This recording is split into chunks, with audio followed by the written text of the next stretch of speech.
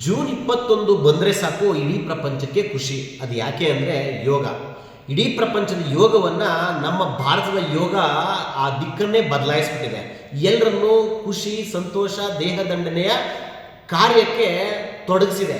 ಅಂತಹ ಯೋಗ ಬೆಂಗಳೂರು ಗ್ರಾಮಾಂತರ ಜಿಲ್ಲೆಯ ದೊಡ್ಡಬಳ್ಳಾಪುರ ನಗರದಲ್ಲಿ ಅನೇಕ ಸಂಸ್ಥೆಗಳು ಉಚಿತವಾಗಿ ಯೋಗವನ್ನು ಕಲಿಸೋದ್ರ ಮೂಲಕ ಜನರನ್ನು ತಲುಪ್ತಾ ಇದ್ದಾರೆ. ಯೋಗ ಭಾರತದ ಕಲೆಯಲ್ಲ, ನೆಲೆಯಲ್ಲ, ಸೆಲೆ ಅನ್ನೋದನ್ನು ತೋರಿಸ್ಕೊಡ್ತಾ ಇದೆ. ಆ ಸಂಬಂಧ ಒಂದು ಸುದ್ದಿ ನಿಮಗಾಗಿ. ದೊಡ್ಡಬಳ್ಳಾಪುರ ನಗರ ಹಾಗೂ ತಾಲೂಕಿನ ಸುತ್ತಮುತ್ತಲೂ ಎಲ್ಲರಿಗೂ ಕೂಡ ಅನುಕೂಲವಾಗುವಂತೆ ಎಲ್ಲರಿಗೂ ಯೋಗ ಅತ್ಯಂತ ಅವಶ್ಯಕ. ಯೋಗ ಅಂತ ಹೇಳಿದ್ರೆ ಶರೀರ, ಮನಸ್ಸು ಇವುಗಳಿಗೆ ಬೇಕಾದಂತಹ ಆಹಾರದ ಸರಿಯಾದ ಪದ್ಧತಿಯ ಜ್ಞಾನ.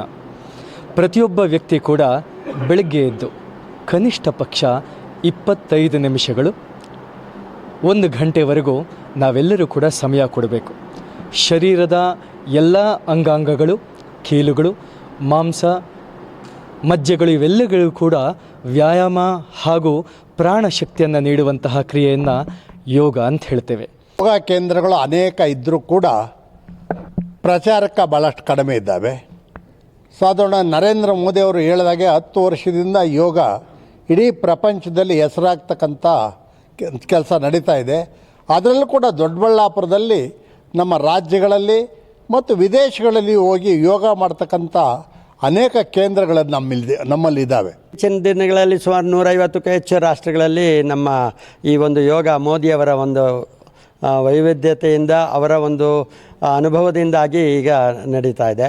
ನಮ್ಮ ದೊಡ್ಡಬಳ್ಳಾಪುರದಲ್ಲಿ ನಾವು 1980ರಲ್ಲಿ ಫಸ್ಟು ನಾವೇ ಅಮರನಾಥ್ ಯೋಗ ಕೇಂದ್ರ ಮತ್ತು ಶ್ರೀ ರಾಘವೇಂದ್ರ ಸಾಂಸ್ಕೃತಿಕ ಯೋಗ ಕೇಂದ್ರ ಪ್ರಾರಂಭ ಮಾಡಿದೆ. ಅವತ್ತಿನಿಂದ ಇವತ್ತಿಗೂ ಕೂಡ ಸುಮಾರು 400 ಜನ ವೆಂಕಟರಮಣ ಸ್ವಾಮಿ ದೇವಸ್ಥಾನದಲ್ಲಿ ಬರೋರು, ರಾಘವೇಂದ್ರ ಸ್ವಾಮಿ ಮಠದಲ್ಲಿ ಬರೋರು. ಇತ್ತೀಚಿನ ದಿನಗಳಲ್ಲಿ ಇತರೆ ಯೋಗ ಕೇಂದ್ರಗಳು ಕೂಡ ಮಾಡಿ ಉಚಿತವಾಗಿ ನಾವು ಹೇಳ್ಕೊಂಡು ಬರ್ತಾ ಇದ್ದೀವಿ. ಇಲ್ಲಿ ಸೇರಿಕೊಂಡು ಎಲ್ಲ ಸಮರ ಕಲೆಗಳು, ನೃತ್ಯ ಕಲೆಗಳ ಎಲ್ಲ ಕಲಾ ಪ್ರಕಾರಗಳ ಮೂಲ ಯೋಗ ಅಂತಾರೆ.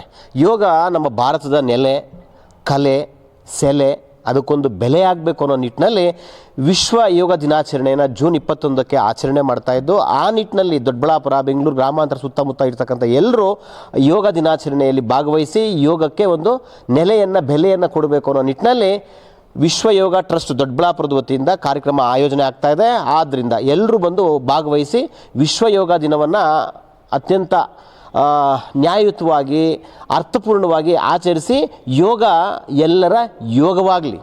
ಶಶಾಂಕ್ ಜೊತೆ ಸುರೇಶ್ ಬಾಬು, ವಿಶ್ವಭಾರತಿ ನ್ಯೂಸ್, ದೊಡ್ಡಬಳ್ಳಾಪುರ.